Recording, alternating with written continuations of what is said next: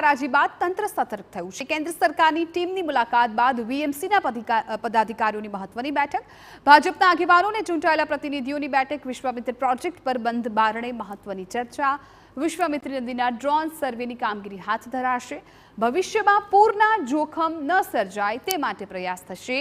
બેઠકમાં શહેરના મેયર, સ્થાયી અધ્યક્ષ, કમિશનર, ધારાસભ્યો ઉપસ્થિત રહ્યા। વિશ્વામિત્રી નદીના માહિતગાર પ્રોફેસર નેહા સરવટે પણ બેઠકમાં હાજર। સાબરમતી રિવરફ્રન્ટ પ્રોજેક્ટના અધિકારીઓ, સિટી એન્જિનિયરની પણ હાજરી।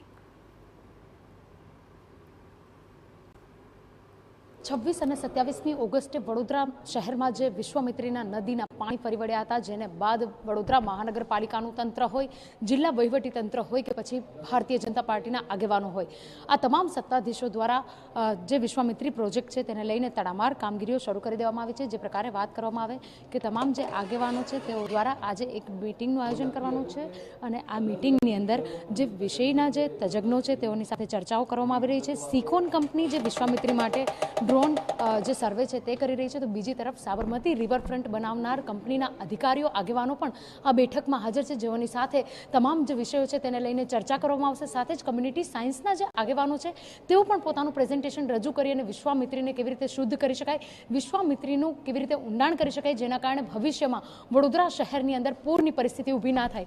આ મહત્વની મિટિંગ ચાલી રહી છે। જે પ્રકારે બંધ બારણે બેઠકનું આયોજન કરવામાં આવ્યું છે, આ બેઠકની અંદર શહેરના ભાજપના પ્રમુખ, ધારાસભ્યો, સાંસદ સાથે સાથે તમામ જે આગેવાન જે સંસ્થાઓ છે તેઓ દ્વારા બેઠકનું આયોજન કરવામાં આવ્યું છે અને વિશ્વામિત્રી પ્રોજેક્ટ અંતર્ગત હાલ ચર્ચાઓ પણ કરવામાં આવી રહી છે। કેમેરા પર્સન રોહિત ગોયલ સાથે અંજલિ ઓઝા, TV9 વડોદરા।